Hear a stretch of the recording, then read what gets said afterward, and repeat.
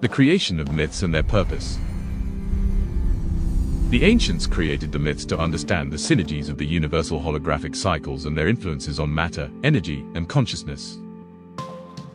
They did not conceive of them as fairy tales, but as living analogies, capable of preserving profound wisdom that crosses languages, eras, and civilizations. Myths were a universal language, a way of translating invisible forces into understandable images, allowing anyone, in any era, to recognize the patterns that govern the cosmos and the human soul.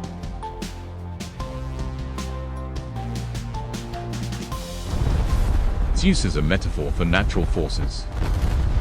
In those days when they spoke of a god who rules the sky, lightning and thunder, they were not describing a humanoid being sitting on a cloud. They were personifying natural principles, lightning, intense electrical discharges generated by the accumulation of opposite charges in the clouds. Lightning, the visible flash of this discharge. Thunder, the sound produced by the sudden expansion of air heated by lightning. For them, these forces were not random, they were conscious actions of the cosmos, manifestations of cause and effect inscribed in the very structure of reality. This set of forces they called Zeus, not as a personage, but as a symbol of the intelligence that orders the sky. From Titanomachy to entropy. What we now call entropy, the natural tendency toward dispersion and disorder, was formerly understood through symbolic narratives.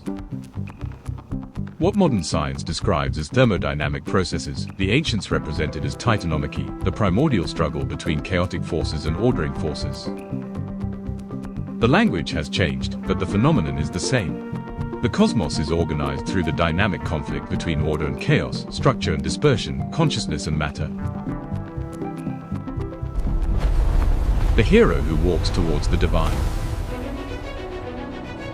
The myth of Hercules reveals itself as a map of the human journey towards the divine. In this work, we explore its scientific and philosophical dimension. The 12 works represent conscious energy in the process of refinement, crossing the 12 zodiacal constellations, just as the human soul evolves towards its own transcendence. It is a heroic path that we all travel, in an eternal return of learning and overcoming. The Titans, brute, primal, untamed force.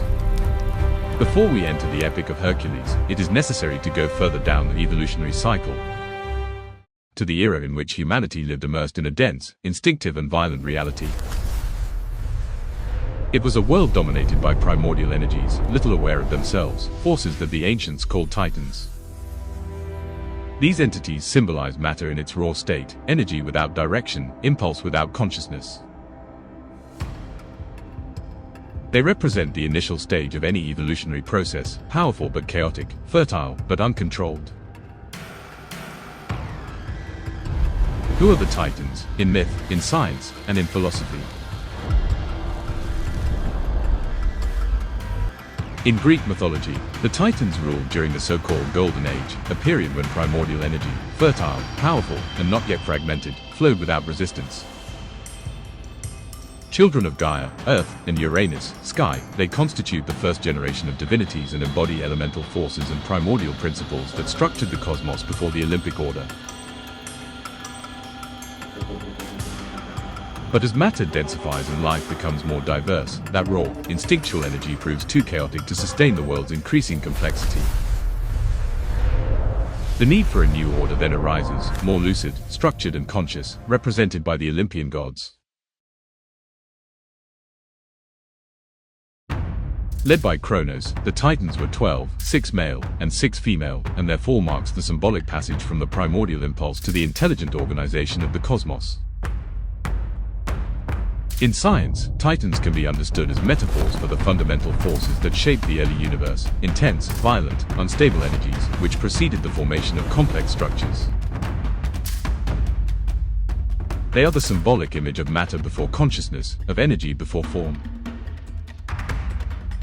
In philosophy, they represent the initial state of the human soul, instinctive, impulsive, driven by desires and fears, still without mastery over itself. The Titanomachy, the war between Titans and Olympians, is the symbolic narrative of the struggle between chaos and order, between ignorance and consciousness, between the brute and the refined.